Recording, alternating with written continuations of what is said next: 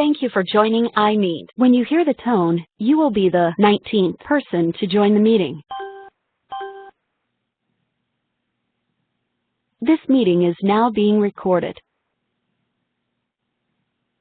Hey everybody, good afternoon. This is David Blake with Tuesday Tech Talk, and we're going to quickly review the last few days, try to figure out what's going on with this market, and then we're going to look at the different, most of the major averages and some of the underlying technical indicators and breadth indicators to see if we can get a hint as to what might be going on here, keeping this thing in the trading range, and if we break out of this trading range, in which direction the indicators are telling us is more likely. After that, I usually talk about 20-25 minutes. After that, we open it up to some questions that you may have concerning different stocks or sectors or whichever you want to talk about. Okay, well, first off, for those complaining about the lack of volatility over the last month or so, things really picked up the last 2 weeks.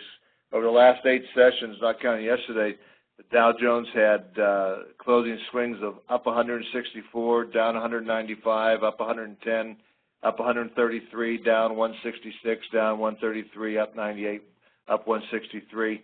Yesterday, the Dow was off more than 100 points at the open. Came back a little bit on strength in airlines and a couple other, I think it was oil also, but it ended up lost 54 points. But just to review where we are with the market letter and the CTI timing model and all, currently we're at +5, which is positive on the momentum index. Sentiment index is neutral at +2. But the CTI remains bearish, and we're at -9, and we're projected to stay bearish through the end of next week.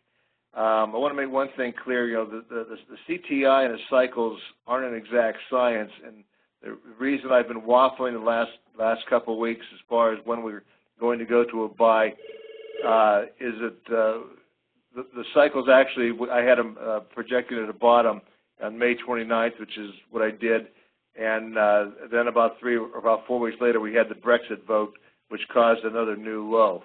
Now, when that happens, oftentimes, you know, what we do is we'll pull extend the cycles out a little bit. But in this case, that V recovery off the Brexit low, I'm not sure, since that was a black swan event, whether that was the actual low or whether it was the May 29th. So, what we're currently doing, I've extended the May bottom cycle off a little bit in here into October, and like I say, what will change my mind and make me go bullish would be if we get a significant rally here and we don't retest the last week's low, which was in the Dow, which was 18,083. Now, if we break below that during the week, and right now we're at about 18.2, so if we have one more fairly strong down day, that would push the CTI off for another week anyway. That would make my job a little bit easier. Then we would just wait for the market to make a higher low, and we would go into a bullish phase. Now, the problem is that the CTI is only projected to stay bullish for about 4 or 5 weeks after that. Of course, it'll depend on what the momentum is, but we could get a fairly good snapback rally if off of where we are right now. Okay, so we're back in this trading range. I know it's a little bit frustrating for investors. You might be making some money on semiconductors and maybe on some oil stocks, but everything else is kind of spinning its wheels. Now, what I am seeing, though, is underlying indicators showing there is some underlying strength underneath here, and we are seeing some accumulation. So we're going to look at the different major averages today, and then we'll look at the leading indicators that you can use going forward for your own observations as far as what you think the market might do. All right, first off, here's the Dow Jones. You know, and we're getting conflicting signals in this. First of all, you see this narrow trading range in here, which is lower than the trading range back here. But we also see this triangle pattern. I drew it out to here. But this is what we call a triangle pattern. And what happens is this can be extended, and eventually this is going to resolve one way or the other. Okay, and so what we want to try to do is look at the different indicators to see which way we think is liable to go. Now, on the upper side here, we have the 50-day moving average, which is capping the Dow Jones currently, And underneath it, we have the 100-day moving average, which is supporting it. So you're really a tight squeeze in here. And now this 100-day moving average is also coming up with the in play with the triangle. So what we have the MACD, which is still bearish, but it's starting to show a little bit of improvement. We have the 30-day stochastic, which is wiggling back and forth, just barely negative. But we do have the 14-day RSI, which is starting to show positive momentum underneath that. I'd like to see that RSI get above 60 to show that it's more into a bullish trend. Until it gets above 60, you're still possibly in a sideways direction at this point. But there are two targets that I have off of this triangle thing. By getting targets, you can measure off of this space down to here, and you measure from where the breakout comes down or lower. Now, on the upside target, if we do get a good surge out of here, I can see us going to 18,850. Longer term, my target is 19,300, which is would be a pretty healthy move. That would be of almost 1,000 points from this point. Now, if we get a break below and it breaks below this 100-day moving average, I can see a lower target coming in here somewhere around 17.6, 17.7 area. That coincides with the 200-day moving average, and I think that would probably hold. I would also expect if we get something to come down like this, you're going to have probably a kind of a V recovery like you've had over here. And we'll go into this later on because there are a lot of underlying positive things going on in the market. Okay, if we look at the S&P 500, it looks a little bit better than the Dow Jones, but again, conflicting signals in the indicators. We have a positive or a negative MACD, but you do have the 30-day stochastic starting to show a positive movement into a trend. It needs to get above 80 before it would be a bullish trend.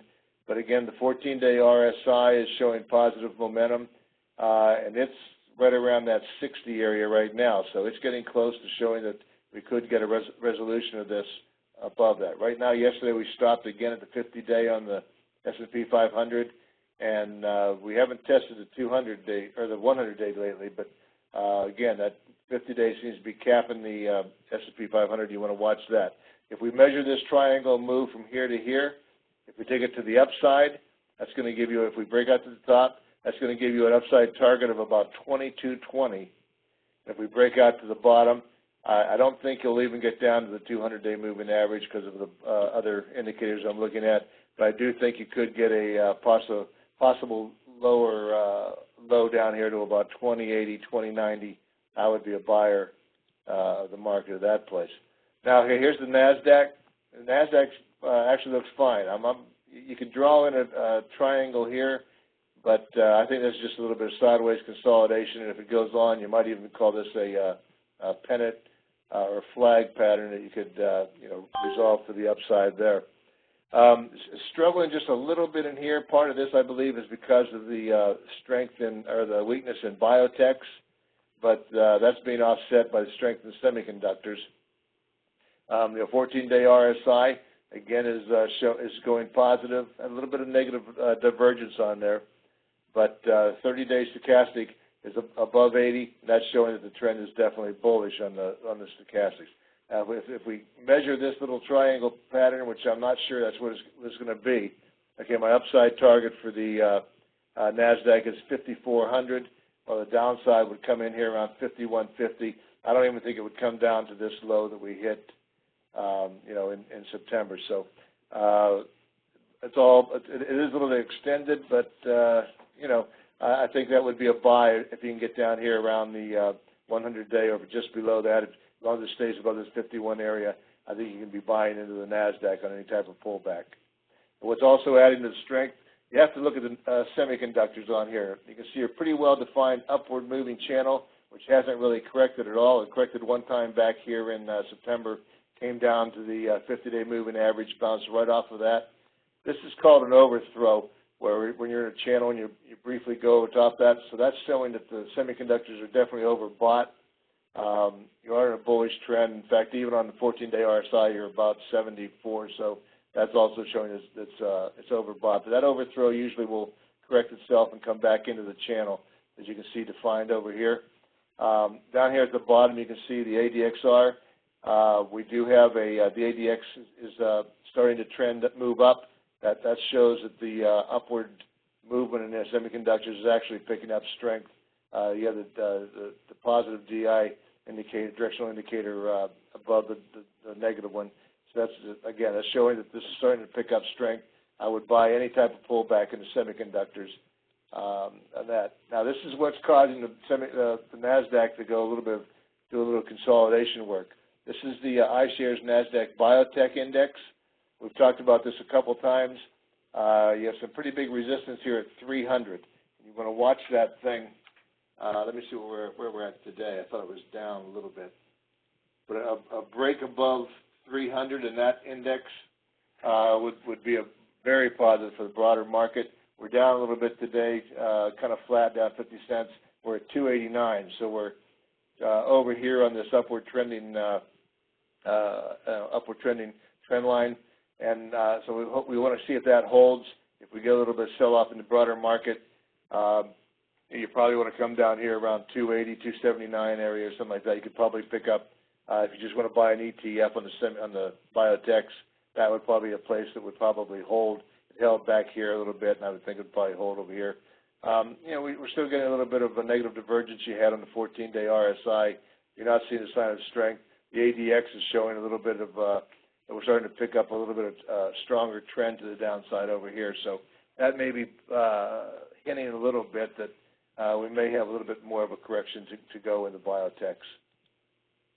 Now, the next one is showing us a sign that we're probably going to break out to the upside. This is just a mistake. I'm not sure what that was. This is the Russell 2000, and we've seen the small caps really outperform some of the bigger caps over the last couple of weeks.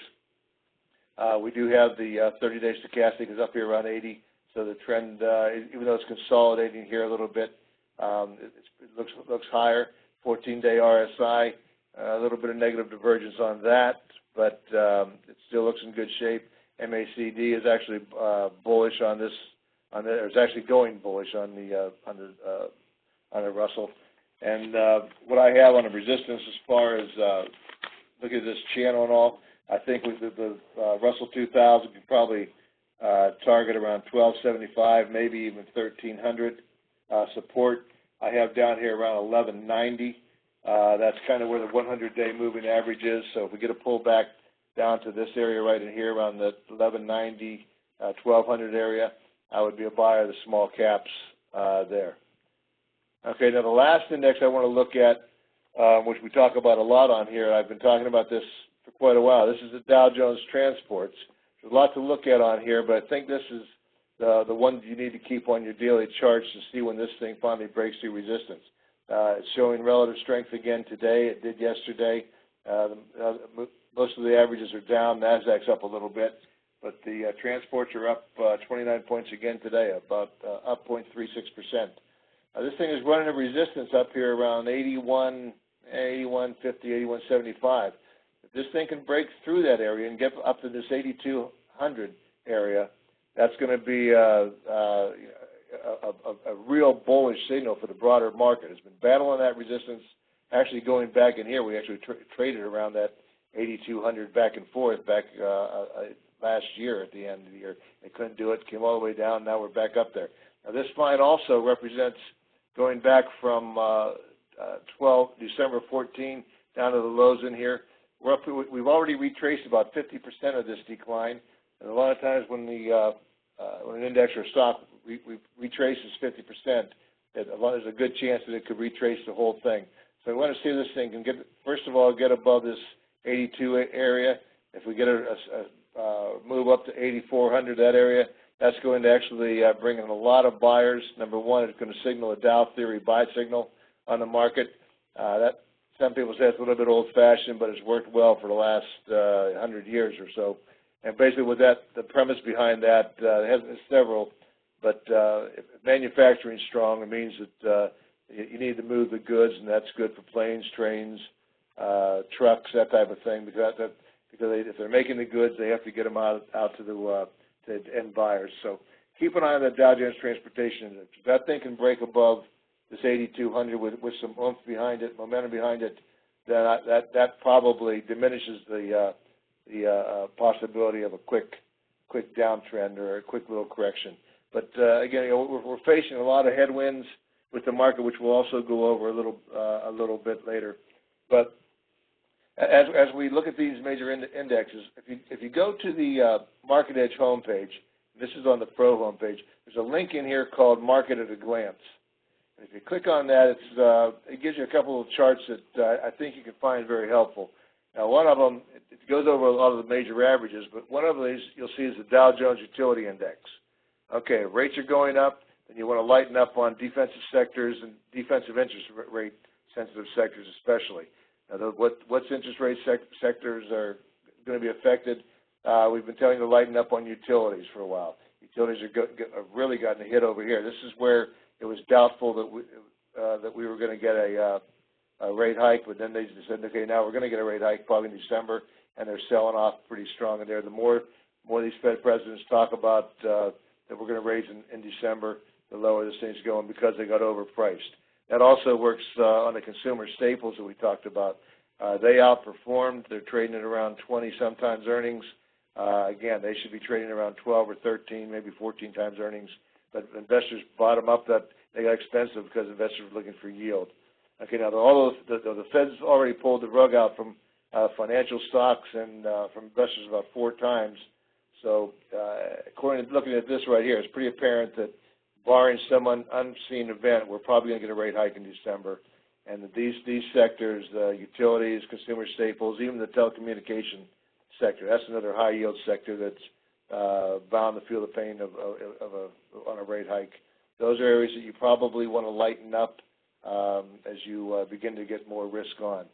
Okay, also in that Market at a Glance section, this is something we talked about a lot before. This is the NYSE Advanced Decline line. When you see this going up like that, that means more stocks are under accumulation and under distribution. That's a positive. That's a positive diversion for the market. That means it actually is confirming that the market should move higher. You can also get a look at the NASDAQ Advanced Decline line. A little bit of sideways action in here right now. I think that's due to the biotech selling in here. But you want to see that if that breaks out to another high, that's also a bullish signal for the broader market. In there, you can also find a chart of the NYSE new 52-week highs versus new 52-week lows. When the market's starting to break out, you want to see this thing start to turn up and move in higher. If we break out to the upside, you want to see this thing quickly jump up to 250 to 300. But this is showing a little bit of negative divergence right now because what I've been watching, I've been seeing a lot of the bigger name tech stocks and oil stocks hitting new highs. I don't see a lot of the other ones hitting new highs. Okay, here's the NASDAQ showing the same thing, a little bit of a pullback. You have the FANG stocks acting really well in here. Again, you want to see this thing getting up around 150, 200 if the market breaks out to the upside. That shows you that there's more participation and not just a few of the big cap names. Okay, another chart you can find on there, and we kind of watch this for sentiment. This is a chart of the percent of bullish advisors. This is a contrarian indicator that we look at. Up here, when you get above 55, it means the advisors are too bullish. The reason this is a contrarian indicator is if the advisors are all bullish, that means they're already fully invested. You don't have a lot of funds to push the market higher. That's why it's when they're all bullish and crying for higher more, that means most of the money's already in it. So it's probably time for you to start to back off. This is pulled back from 55, 56 area to 45. That's neutral now. You also look at the bearish advisors. When you get too low from here, that means everybody's got is already in cash. That means that they're not going to be doing a lot of selling. So this is, again, a contrarian indicator that when it gets down here below 20, that's probably a time to look to start buying the market. And this also has gone back to neutral. So that's telling you that they're not sure what directions, or they feel a little bit better about the market. In that same Market at a Glance chart, you can also find the CBOE index put-call ratio. This lets you know whether traders are buying more puts or more calls on the market. As this thing gets higher, and it gets up to about 1.7, that means they're loading up on puts. Again, it's a contrarian indicator. That means that they're already short the market. and you're probably already at a bottom by the time it gets up to here. Gets below 1, they're a little bit too bullish. This has stayed pretty low for quite a while, but we're neutral on that. It's not really telling you much at this point. And lastly, on that little segment, there's a couple of other charts you can look at. We're looking at the VIX. Again, it's quite low here. I mean, this thing can get down to the 9s and 10s when nothing happens, but it goes up every day. But you get a little bit more volatility. Back here was right around the rate hike after she came out and didn't raise rates and said, okay, well, we're going to in December. Got a little bit of a spike. Now we came back down, and it's kind of going sideways. You want to watch this thing. If it starts to spike up to 18, that would 18 and 19 or so, that would be an indication that the markets are going to probably break that triangle to the downside, and it'll give you a chance to get in. A lot of times I'll say I want to see this thing get to 23, 24 before a short-term correction is probably run its course. So that's something to keep an eye on. And all those charts that we just looked at are on the market at a glance on the home page. Okay, before I open up to some questions, so if you want to start typing some in, I want you to also keep two more charts that we've looked at. And actually, one of these is noticeable today because we're within a penny of resistance. This is UUP, and this is the ETF for the dollar, U.S. dollar. Again, you can see the triangle pattern going over here. But today we've kind of broke it out to the upside on this, which is bearish for the market. UUP is trading right now at 24.86. It got to 24.93, which is where the 200-day moving average is. It bounced off of that today, but if we go above that, and we run it, the next point is this descending trend line at around 24.90. If it gets up here around 25, that's going to probably give you a signal that we're going to get that pullback in the broader market for a real quick downturn to where we might look at our targets to the downside. This is a good indication because the Fed can't raise rates without the dollar getting stronger. So until you see that, if you see this thing getting up, that's more of an inclination that they're going to raise rates in December. You can also check that CBOE Fed Group, Fed Watch, that we talk about once in a while in some of the commentary. I think right now we're still above 55% chance that there's a December rate hike. Keep an eye on that. I'll provide the link for that next week. If that starts to fall below 50%, then you'll see this thing start to fall back down again, and that would be an indication that maybe the economy is slowing down again, and that would be bullish for the market because it would take the Fed out of the picture, keep them supportive again. But right now, like I say, we got the 24.93, which traded just above the 200-day. That's a little bit of a bearish sign that kind of capped the market today. We were up about 60 points earlier until the dollar moved up, and the market turned on a dime and actually went to about 56 points lower. Lastly, you have I don't really like this for tracking oil. That's the only chart we have on the smart charts. This is the ETF for the United States Oil Fund. Generally, you want to watch oil. I think right now we've gotten a little bit of a rally. We're probably going to trade around that $50 moving at $50 price if we can keep the if they do settle on these production caps. Whether that's actually going to happen, I don't know. But even if it does, it's not going to push oil up to 60 or 70 over the short term because as soon as they get up around $50, all the fracking and U.S. oil companies will start bringing their wells back on board, and that'll keep a lid on oil prices at that point. But as long as we see that going on, and we do see a firmer price in oil, that's also going to help the market to break out higher. If we see this, if they call off the production caps and we roll over, you start seeing oil retest at $40. That could also be a signal that we might see a quick correction in the market. So, just to wrap it up, we've got a market that's going out in these triangle patterns, and that usually indicates that the market's in a state of flux. They're waiting for something. We have a lot of things coming up in the next couple of weeks. Of course, we have on the negative side, we got the presidential election. I think if you see Trump rise in the polls, or he looks like he's going to win, you'll get another V-shaped probably correction. Again, if OPEC production cap falls apart and oil goes down to $40, That's also a red flag for the broader market. Third quarter earnings start in about a week or two. Again, expect to be slightly negative year over year, but what you want to pay attention to is, are we going to finally get back to positive earnings in the fourth quarter?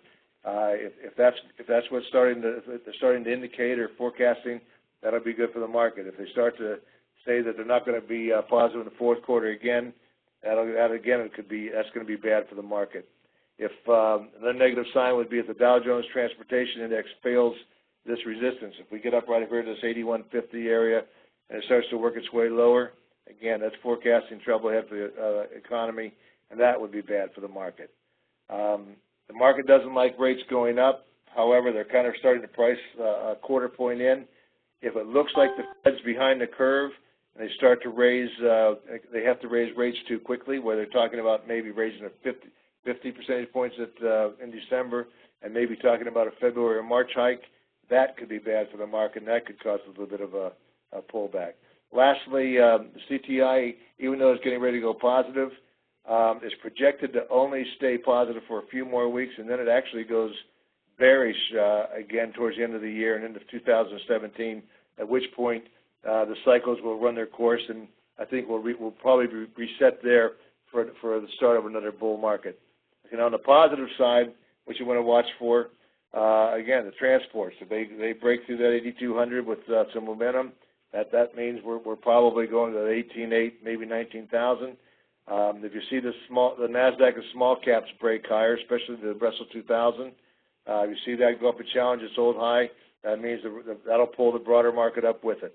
As long as you start seeing this keep selling in defensive sectors, that means that the traders are buying growth or riskier assets. That also indicates that we could get a sharp move higher ahead of the election. Also, higher rates mean the economy is improving. If they're just signaling a quarter point, that can still the market's strong enough that we can handle that. And the last thing, if earnings go positive in the fourth quarter, that'll make its own adjustment to these overvalued PEs that we have right now. And if they begin to raise their estimates, again, that'll pull the PE of the market down. And we're not crazy overvalued. We're up there, I think around 20, 21, something like that. However, if we break into the positive side on earnings, you're looking at the market pulling back to maybe an 18 times, and you're looking again up 6 months from there. You could actually get this thing down to 15, 16 times earnings pretty rapidly, because the year-over-year comparisons are going to be pretty staggering. So again, wrap it up. There's still a good chance that we could get this a sharp pullback.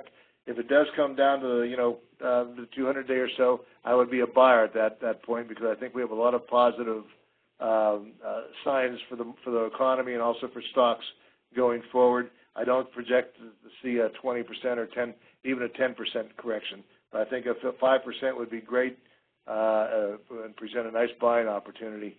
And at that point, I think you want to start being fairly aggressive. Okay, I don't see any questions coming in right now. Let me open this thing up real quick.